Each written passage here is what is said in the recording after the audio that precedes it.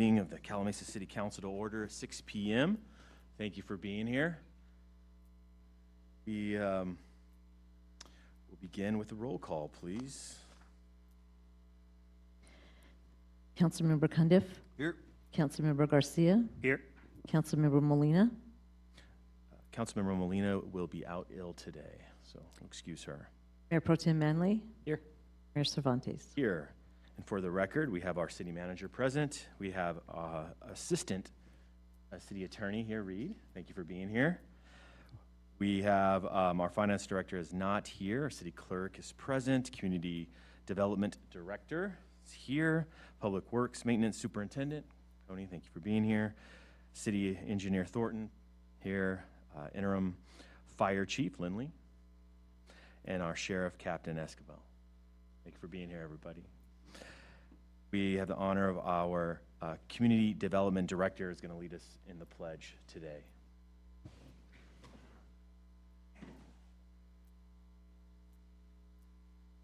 Pledge allegiance to the flag, United States of America, to the republic which stands one nation under indivisible, justice for all.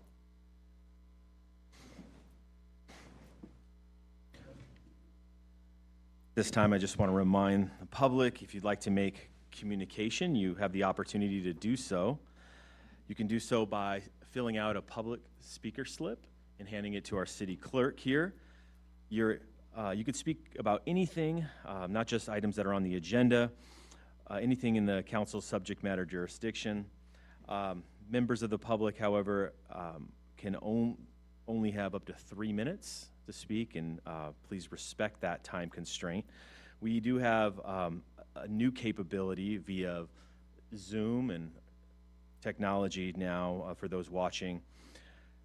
They can also communicate with us and let their comments be heard, and they could do so by remotely via Zoom by clicking on the raised hand icon or button, or by phone by pressing *9, and we will take in-person speakers first and then remote speakers. So just want to let those listening know that.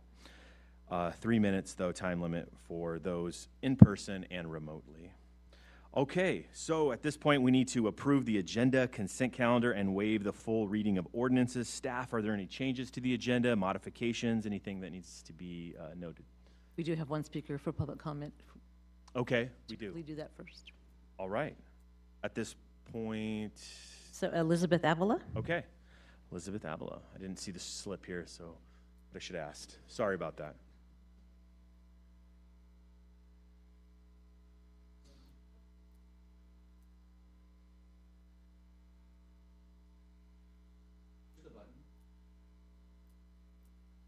Okay. Hi, my name is Elizabeth Avila. I'm a resident of Calimesa. I'm a voter, I'm a taxpayer, and a senior citizen. I am asking for directions as to who I need to talk to, who gives public access to the more parking that is adjacent to the county-owned land of the city of Calimesa Library.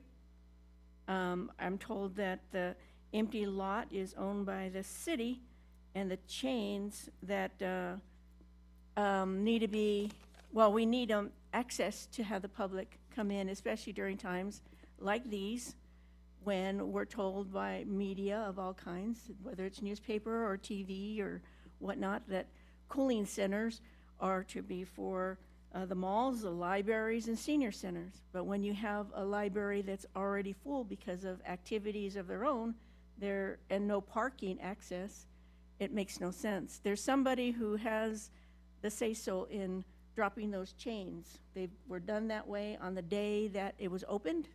It was done that way when there was emergency vehicles with Edison there. There was there on the summer youth program or food program that just took place just recently. And there have always been there mainly for just selective things, but we have a lot of activity in the library, and we have a lot of not only just the programs, but we also have many of the increased population that is enrolled. we're just celebrating our 1-year anniversary of the library. And I think that if you would check the enrollment of people who have now signed into the library, you'll find that it's a greater amount than it was when it was first built. So you're going to find out there is a lot of lacking in parking. I'm told that the proposed parking lot is actually being talked about, and it will be considered as a what do you call it, a park. Not a parking lot, but a park. Now, I don't know what kind of park you guys are proposing or who does it, but that's the problem. If it's for a nice, green, lush land, well, you know the homeless are going to love that. And we don't need it in the sense to attract the homeless there at the senior, not necessarily the senior park, but as a senior park. We need it as a extra for us seniors and for everyone else that needs it. I'm just asking if you would just direct me in the right direction so that we'll be able to have it open more quickly, because when winter comes, we also use it for our warming center. So that's kind of it. Ms. Allen, well, thank you for your comments. Very reasonable request. Can somebody answer? Yeah, we're aware of this. We're looking into it. Okay. So they're working on it, and if you wanted to call City Hall, you probably can speak with somebody about it. Well, I've tried to, but there was no one who's responsible for it. Okay. Mainly because the county owns it, the city library, but I'm told that, no, the city land, but the city library is owned by the city and the lot, which makes no sense. So we'd have to, there's a lot more to it than just simply dropping chains to use it for regular usage. There's going to probably be some CEQA things that we'd have to look at, AQMD related things with dirt. When you start driving through dirt a lot, it does kick up dust. So there are AQMD implications we'd have to look at as well. So there's a lot more to it than just dropping chains. So I just want to make sure that, that everyone's clarified on that. Thank Well, you. But Thank we you. can't, and then again, this is not on the agenda, Yeah. so we should probably refrain from discussing this further. We can bring it back later for further discussion if when we get to a point where we can kind of do an analysis on that and bring it back for city council consideration. That's right. So we can't have a further discussion about it, but just know that we're working on it. Well, I just wanted to make one comment. I know that they said that the land is the city's. Can't you guys, as something to think about, is it any problem to sell it back to the county so that we can get the funds from them if it's a problem? That's it. Thank you for your comments. Appreciate it. Are there any other communications from the public? Okay. Well, thank you. At this time, then, we do need to approve our agenda, consent calendar, and waiver of the full reading of ordinances. So let me begin by asking staff if there's any changes, items that need to be pulled, or modifications. Yes, Mayor. Staff is requesting to pull item number 1 for further discussion, and then also item number 9. There's an attachment specified in the staff report for letter of understanding that has been provided to each of the council members as well as to the public on the counter next to the agenda here in the chamber, and that will be made as part of the public record. So when you're approving item 9, it will include that attachment. So we're just asking that you understand that when you consider this item, and also that we pull item number 1. Okay, so we're pulling 1 and considering 9 with the attached letter. All right, council, anything you'd like to pull or any modifications? Okay, if I can get a motion. I'll make a motion that we approve the consent calendar minus item number 1, which has been pulled, and the addition of the comments that the city manager made in reference to item number 9. Thank you for that. Can I get a second? Second. All right, all in favor? Aye. Aye. Aye, that is 4-0 for approval. Okay, so I'm going to hand this over to our city manager, item number 1. Yes, yes, Mayor. So we have made a correction to the minutes that's been distributed to you as well, and that's also available at the front. Just noting some abstentions on the consent calendar from our last meeting. So those corrected minutes are in front of you. So we would staff recommendation would be to consider the minutes with that correction. council? You have a moment to review those, or have you had an opportunity to review those? And if you are okay with those, if I could get a motion to approve them. I'll make a motion to approve consent calendar item number 1 as amended. I'll second that. Okay, all in favor? Aye. Aye. All right, that's 4-0 also for item 1. Okay, so that takes us to our fire chief report, please.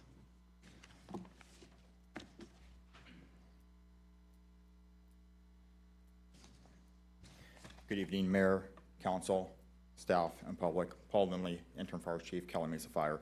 So far for this year, we've ran a total of 1,494 incidents year to date. That is a 3.25% increase from the previous year. Within that, for year to date, we've had 1,051 medical aids. We've provided 58 public assist. We've had 37 fire responses.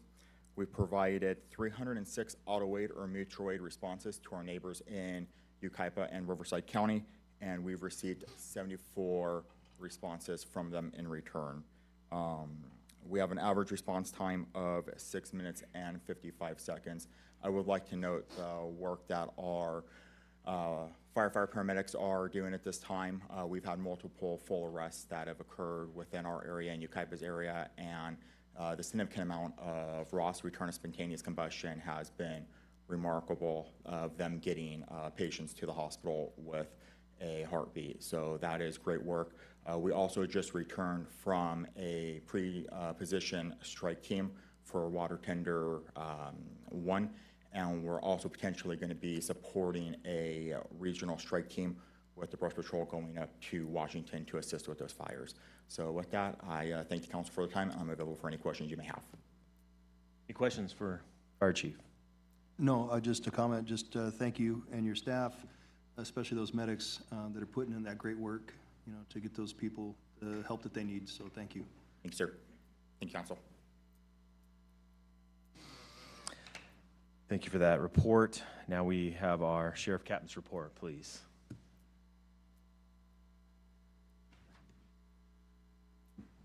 Good evening, Mayor, Mayor Pro Tem, and members of the City Council. So for the purposes of this report, we'll do June and July. That's kind of how it's broken down, so I'll start with June. The calls for service, for the total calls for service for the month of June was 547. It should be noted that this is not only calls that are put into dispatch, 911 calls, but this is also self-initiated activity. Deputies, if they contact somebody, turns out that somebody may have a warrant or there's some other illicit activity such as drug activity, that includes those numbers as well. For Part 1 crimes for the month of June, there was no homicides, no arsons, aggravated assaults, there was a total of 6. Burglaries, there was 1. 13 larceny thefts. There was 1 reported sexual assault, 1 robbery, and 2 vehicle thefts for a total of 24 Part 1 crimes. Just to talk a little bit about some of the traffic activity or some of the traffic collision activity that occurred for the month of June, we had a total of 12 traffic collisions with no injuries.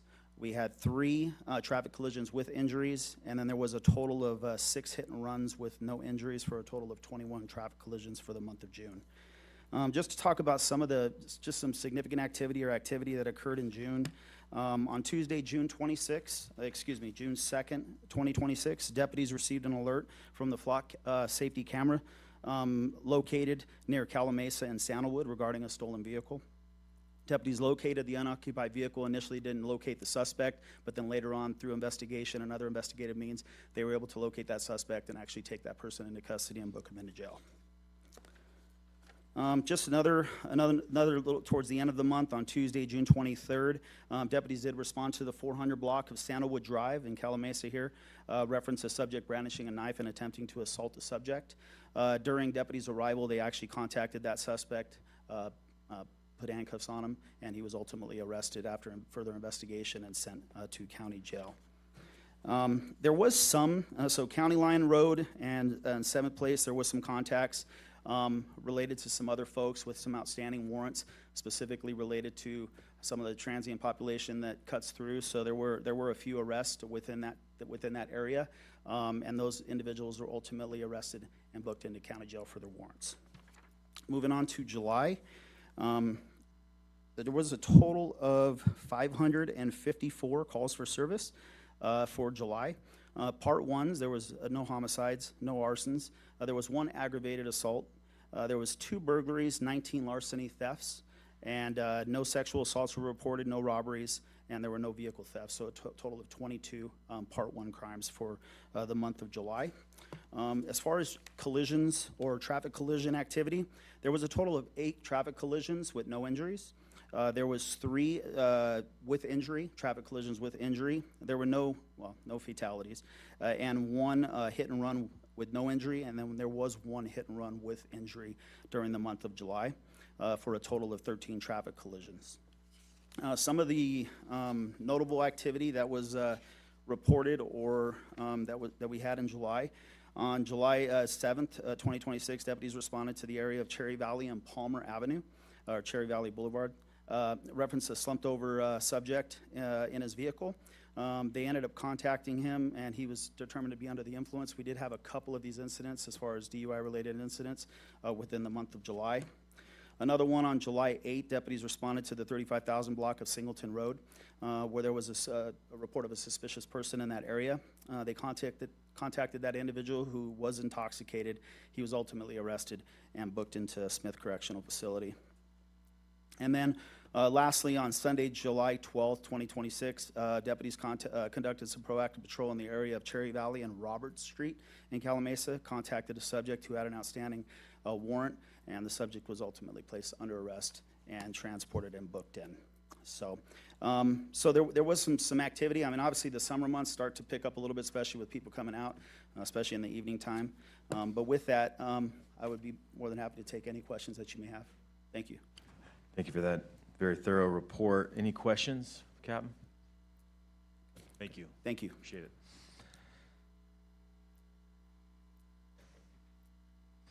Okay, at this time, we're going to move on to our business items. Item number 10, but let me ask if there are any speaker slips or any speakers online wanting to speak on either of these items. No speakers. Okay. All right, so at this point, we'll move to item 10, which is an appointment to our Planning Commission. I will quickly pass this over to Darlene, our city clerk. Thank you. Good evening, Mayor and Council.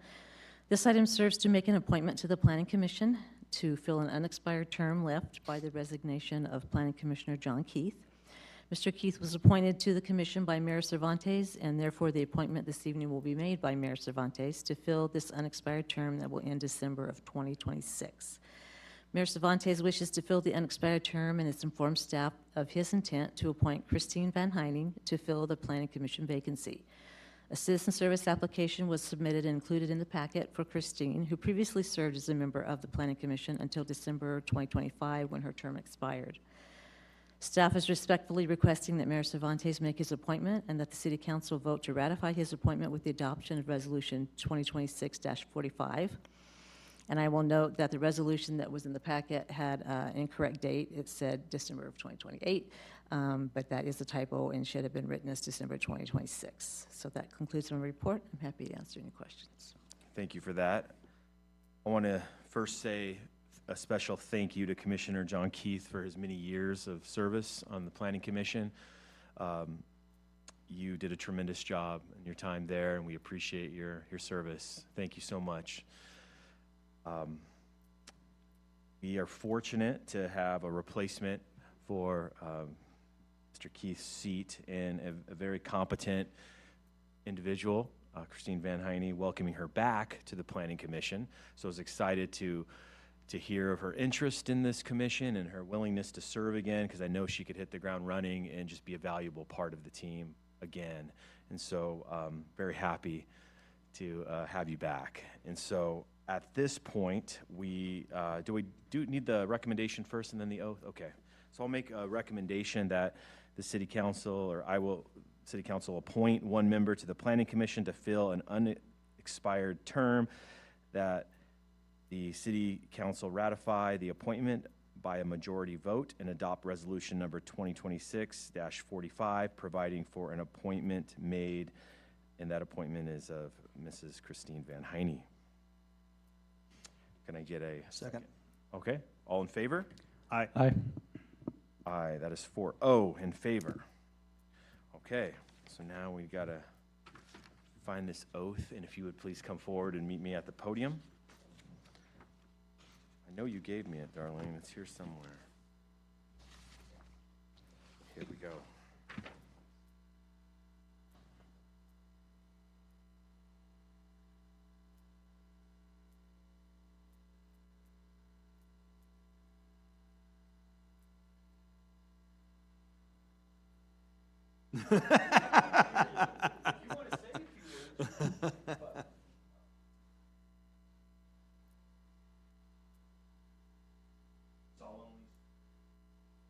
I do solemnly swear or affirm I will support and defend the Constitution of the United States that I will support and defend the Constitution of the United States and the Constitution of the State of California against all enemies, and the Constitution of the State of California against all enemies, foreign and domestic. true faith I will bear true faith and allegiance to the Constitution of the United States and the State of California. to the Constitution of the United States and the Constitution of California. That I take this obligation freely, That I take this obligation freely any mental reservation without any mental reservation of evasion. or purpose of evasion. That I will well faithfully discharge I will well and faithfully discharge the duties which I'm about to. in which I'm about to enter.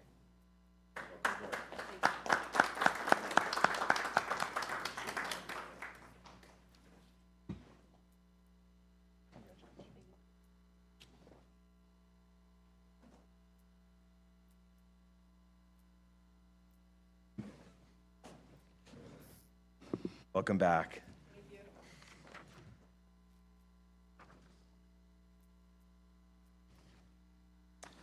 Okay, well, now we're going to move on to business item 11, and this is the adoption of the city strategic plan for fiscal years 2026, 2027 through 2030 and 31, and I believe our city manager will handle this one. Yes, thank you, Mayor. Good evening. It is my honor and privilege to present for your consideration the City of Calamesa's strategic plan for the next 5 years. So why a strategic plan? So sometimes when people hear, strategic plan, they think it's just, fluff or some kind of corporate organizational gimmick. But for cities, especially the size of Calimesa, a well-crafted and thoughtful strategic plan is the backbone of how we plan our work. It allows us to focus our energy and resources in a way that we already know the City Council supports. With limited resources, it is important that we have a blueprint to follow when crafting budgets and or considering new ideas. But the most critical part is making sure that we are letting everyone, the City Council, the community, know that we're following it. So this will not be the last time you'll hear about this plan. It won't just be adopted and then put on a shelf. So how did we get here? We budgeted for the strategic plan in fiscal year 2025-26. We put out an RFP last August to bring in a consultant on board to help facilitate and put the plan together. And we had quite a few firms that were interested in partnering with the city. Ultimately, the city selected Jacob Green and Associates for that task, and we kicked off that project this past January. They started with a current assessment of the organization, reviewing various documents such as the budget, the general plan, and our previous strategic plan. They also conducted interviews with each council member and select community stakeholders. They conducted a survey of both our employees as well as our residents and the business community, and we'll talk more about that on the next slide. We then held a workshop with the city council and city leadership team on March 21st. Following the workshop, city staff worked closely with the JGA team to refine the objectives within each goal area and created work plans for each objective. I did receive additional feedback from council, which was incorporated into the final version of the plan, which we are presenting tonight for your approval. So the input received during that process shaped the plan that's in front of you. The input from interviews and surveys helped shape the SWOT analysis. And so the SWOT analysis, which stands for strengths, weaknesses, opportunities, and strengths, that analysis was a critical step in this process, as it allows us to get a 360-degree view of where we are as an organization and taking a real look at ourselves. The strengths and weaknesses identify where we are, and opportunities and threats identify the external factors that we face when creating the plan. One way I see it is, let's use our strengths to address our weaknesses, keeping in mind how opportunities and threats shape how and what we do. That basis is what shaped the conversation in the workshop. Now, the workshop also allowed us an opportunity to evaluate our mission, vision, and values. The city had not looked at these aspects for quite a long time, and one of the things we discovered is that our current mission, vision, and values not only were dated and did not make sense for who we are and what we want to be today, but they were a bit vague and unfocused. As the council will recall, we spent a great deal of time in the workshop in making sure we got this part right. So our proposed mission statement defines what we do. The mission of the City of Calimesa is to provide responsive, efficient, and accountable services that ensure public safety, strengthen community trust, and to support a high quality of life for all residents. The proposed vision statement defines where we want to go. Calimesa aspires to grow with purpose by nurturing its small town spirit and inspiring a community where people, families, and businesses thrive together while preserving our natural beauty. Our core values are the guiding principles and fundamental beliefs that guide how the organization and its people behave, make decisions, and interact with the community. Our core values identified are quality service, integrity and transparency, and effective communication. And I think you'll find that a lot of what was identified as themes in our outreach is captured here. So all of these inputs, from our documents to the interviews, to the surveys, all the way through to the workshop, clarify these themes. And again, there are a lot of parallels to these themes and what shaped our mission, vision, and core values, but you see these themes pop up in the goals and objectives that are present in the plan. If you've been paying attention to what's actually happening in the city, these areas seem like no-brainers. But again, we also have limited resources. So the plan needed to try and strike a balance, which we believe it has successfully done. So the strategic plan contains 6 goals: public safety, quality of life, economic development, infrastructure, community engagement, and financial and organizational stability. Within these 6 goal areas, a total of 28 objectives have been identified and defined. Some of those include a Parks and Trails Master Plan, which is within the quality of life goal, the development of a separate economic development strategic plan, planning for enhancements along the I-10 corridor under infrastructure, and focusing on employee retention, revenue diversification, and cybersecurity safeguards under the financial and organization stability goals. As I mentioned at the beginning, this plan is not meant to be looked at tonight, put on a shelf, and never thought about again. The cycle will be constant. So we start with council approval of the plan tonight. Staff develops the milestones and who will do what. We will craft our budget priorities around the strategic plan, go out and do the work, then come back here and report on progress. Within that time, sometimes things may shift. So that's where feedback will inform refinements to the plan or to the timelines, and then the process gets revisited.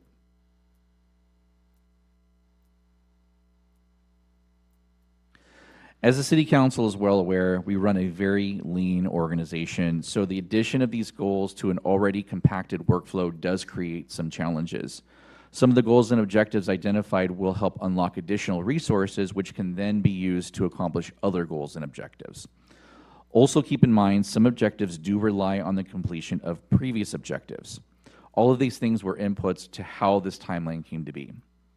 Each of the 28 objectives have a detailed work plan that identify clear steps to accomplish the objective, as well as departments that are either responsible for or involved in accomplishing each of the steps. However, I do want to emphasize that your action adopting the plan is by no means locking in this schedule. It was created based on workload balances and some of those interdependencies that I mentioned, but it is a living, breathing document. So this type of project can't be accomplished by one person or entity. I first want to thank Jacob Green and Associates. We required a lot of holding, as for many of us, this was the first time we've gone through this process from start to finish. So their guidance was invaluable in getting us to this point. I want to thank the City Council for their buy-in to this process, their thoughtful input, and their steadfast support for staff. Cannot overemphasize the importance of a supportive council. It really does make our jobs easier, which allows us to serve the public more effectively. The city staff invested a lot of time into this process, and their input is invaluable. So I want to thank all of them for their effort and support in putting this thing together, and thank them in advance for the work they're going to be putting in to make these goals and objectives into reality. And finally, as I stated earlier, our community members and stakeholders really did shape both our mission, vision, and core values, as well as the strategic plan itself. So I thank them for the time they took out of their days to invest in their community. So with that, staff recommends that the City Council adopt the City of Calimesa strategic plan for the fiscal years 2026-27 through 2030-31, and direct staff to use the strategic plan as a framework for organizational work planning, budget development, resource allocation, and periodic progress reporting, subject to future City Council approval for specific programs, projects, contracts, and expenditures. And that concludes my report. I'd be happy to answer any questions. Thank you for that, sir. I'm going to ask council, do you have any questions or comments for our staff, city manager? I just want to thank everybody, as Will did. It was an involved process, and so I appreciate everyone from the community to our other commissioners and staff. So it relied on everyone's thoughtful feedback to make the process work. So I just want to thank everybody for all their time on that. Thank you, sir. Councilmember Cundiff? I would just echo Mayor Pro Tem Manley's statements that the effort and the work that staff has put into this, along with our partners to help put this thing together, has been a long process, but a very necessary one. And I'm happy to see this finally come to fruition. So thank you guys. Thank you, sir. Councilmember Garcia? I want to echo what my colleagues said too. Thank you for the staff, and Will as well too. I know we've been working on this, and all the hard work that's been going at the back end as well too with the team. It's hours and hours behind it, and just communicating back and forth.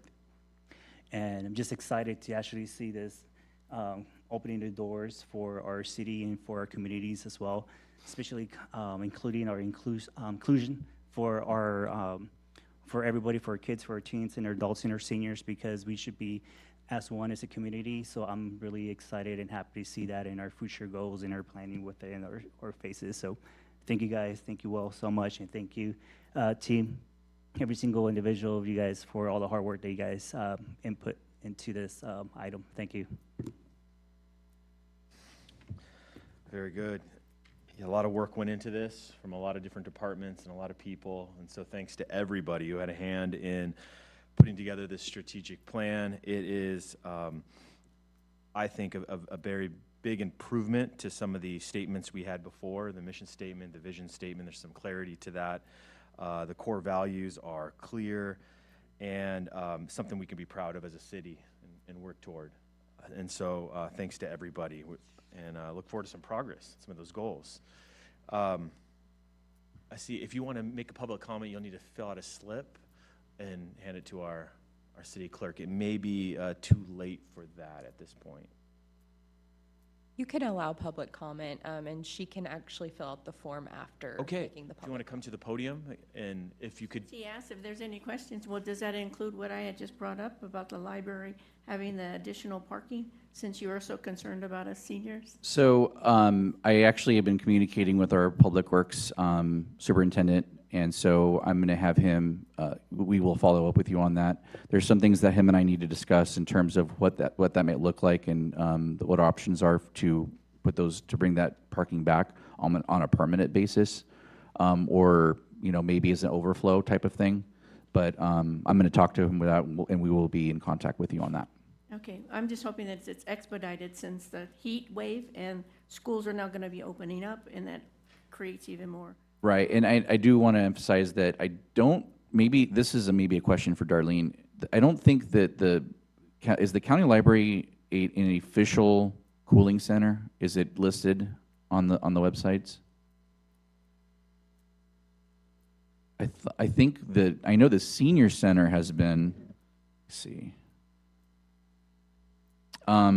No, it's not. The library is not officially, yes, it can serve that purpose, but for official purposes, it is not a official cooling center. So it's not a critical infrastructure facility. So it could be like subject to like a rolling blackout or something like that, for example, during a PSPS.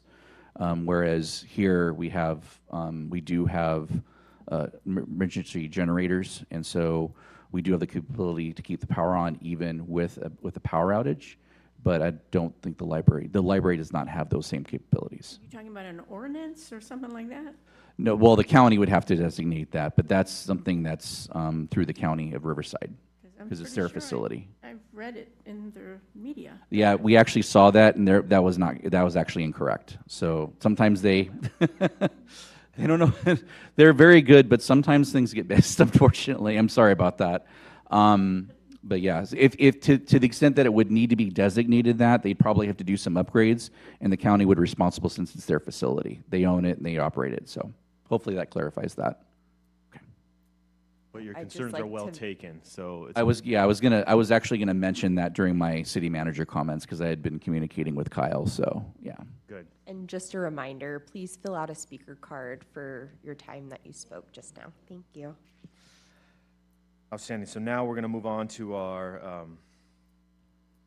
mayor and city. Can we have an adoption for the plan? Oh, I can make a I'm motion. sorry. I got thrown off. I got thrown off by the. I can make a motion, comment Mayor, there. if you'd like. Yeah. I'll make a motion to adopt staff's recommendation. Second. All in favor? Aye. Thank you for that. It's 4-0. Okay, mayor and council members reporting on county and regional meetings now. So, Councilmember Garcia. Haven't attended any meetings, but we are preparing for the opening of the new school year, August. I just lost the number. August 6th, Thursday. And I'm not sure about Yucaipa, but for the Beaumont Unified School District, we're excited to have all the kids. And we are going to be having a fair as well, too, for a giveaway for backpacks and school supplies. So be ready. I'll be sharing that flyer with the team as well, too, so we can post it up in our social media. Hopefully it's for our parents to actually attend. So thank you, guys. Thank you for that. Councilmember Cundiff. Thank you, Mayor. Before I get into the meetings that I've attended, I would like to echo your comments earlier about Mr. Keith over there. Wonderful man. I've learned a lot when I served on planning with you, and it has been an honor serving with you. And I know you've been a dedicated citizen to this city and to all your efforts. And so it's been a pleasure to know you and to work with you, and you've just been valuable to us. So thank you so much for your time. And to Christine, I know you'll do well. I've worked with you too on planning, and I know you'll fit right in and hit the ground running, as Jeff said earlier. So welcome. And of course, thank you to staff for, again, all the great work. We can't reiterate that enough, the great things that they do. As far as the meetings that I've attended, this last July 30th, I attended with our city manager and Councilwoman Molina, the preambles to a 2x2 with Yucaipa. And so we kind of hashed out some ideas and some things that we will be in discussion with Yucaipa to try to foster better relations with both cities. Not that they're in a bad way, but just to have good communications and to work on things cohesively as we're trying to do with Beaumont. So that was a very productive meeting, and so stand by for additional on that. Today I did attend the WRCOG meeting at Riverside, and there was a lot of great things in the slideshow that I sent to you guys already for your viewing pleasure. I say it that way because sometimes it can be kind of hard reading at times, but there's a lot of great things that WRCOG is doing as it pertains to our region and to the county.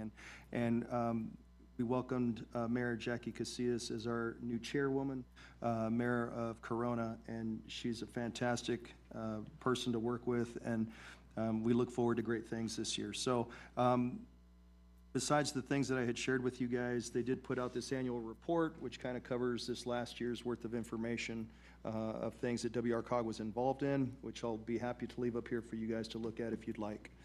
Lastly, Mayor Jessica Alexander from Temecula has challenged our city, along with every other city that serves on WRCOG, to participate in the MilVet Battle of the Cities 2026 Military Care Package Challenge. And I would like to bring this, with your guys' permission, and give this to our city manager for him to look over this and to see how our city may participate in this. In a nutshell, what it's for is for our active duty military that is serving abroad. It's care package related, and essentially each city will be responsible for trying to procure or have other help from the community, whether it be our fire department, our sheriff's department, churches, et cetera, to kind of put these items together, and we can get those to our men and women that are so bravely serving in our military. So as a veteran myself, I feel strongly that this is something we ought to do, but obviously we need a city manager to look at this and make sure that it's not going to conflict with our city, and as long as everyone doesn't have an objection to it, I would like to give that to him to look at and to go forward with. Thank you. That's all I have. Thank you, Mayor. Did not attend any regional meetings, and that will conclude my report. Thank you, sir. So today, August 3rd, I attended RCA. I will provide a summary of that meeting, council, when it comes in. And it was short, though, and nothing really noteworthy. So I wanted to say to Ms. Avila, your concerns have been heard and noted. Something we thought about for a long time, we needed to get more parking over at the library, but let people know that the senior center is available when it's open as a cooling center, official cooling center. I'm gonna clarify some stuff in my report. Okay, So yeah. we'll get to that. Please. And then once again, just want to thank our Commissioner, John Keith, for his many years of service. You have done so much good for this city, and so thank you again. And then once again, welcome our incoming, returning Commissioner, Christine. Thank you for your willingness to serve as well. I hesitate to say this, but I want to brag a little bit about one of our council members, Cundiff, who was recently appointed as part of WRCOG to the Accounting and Finance Subcommittee of WRCOG, which is a big deal for our city and for the region. And it really speaks to his abilities, his character, and his influence there. And I think it's going to do really good things for our city. And so congratulations. It's a big, big deal. And with that concludes my report. And then, sorry, our city manager comments and report. Thank you, Mayor. So I did a little bit of research while we were sitting here to answer some of those questions specific to cooling centers. So the senior center is not officially listed. I believe at one point it was listed as a cooling center. For whatever reason, it's fallen off the list. So we may need to look into that.